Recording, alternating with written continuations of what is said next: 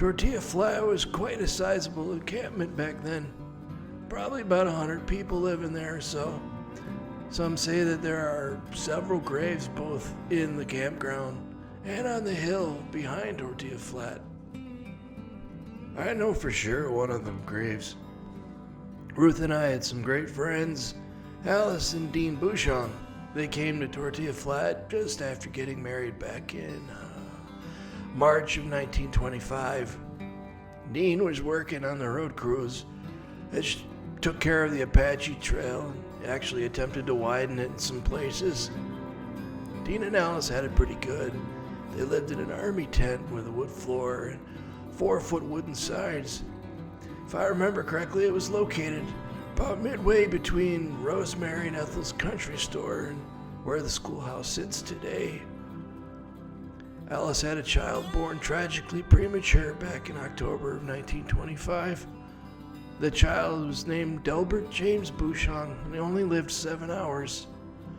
He was buried in a small casket made by Dean and his boss, Mr. Mitchell, and they buried him on the hill behind the restaurant at Tortilla Flat.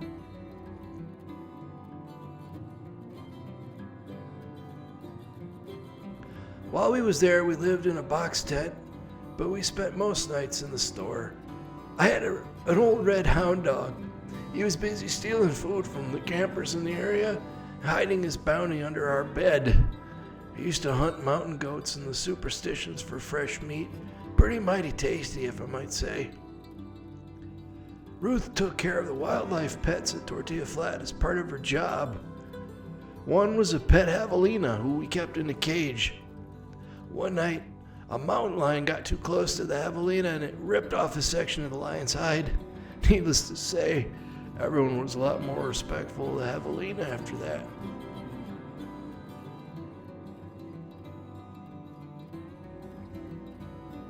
So we stayed at Tortilla Flat. I worked the stage shop for 2 years until it burned down in 1926. I abandoned my wagon and my harness there at Tortilla Flat. Didn't need them anymore. I hear they're still sitting there where I left them, right across the street from the restaurant. Maybe one day I'll go get them. We moved on to the Horse Mesa area where I helped the carpenters build the Horse Mesa Dam. Then we stayed in some cabins in the intersection of Horse Mesa Road and the Apache Trail.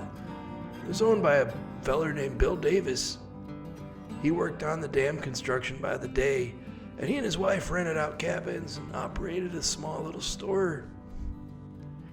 I enjoyed the pleasure of working with Jack Morrison at Canyon Lake, although back then it was called Mormon Lake. Back in those days, we rented fishing boats out to tourists. There were 2 boats actually out there on Canyon Lake back then. One of them was at the first water bridge. She was called Miss America. The second boat was at the second bridge over Boulder Creek, and it was known as Geronimo. That boat was quite a sight to see.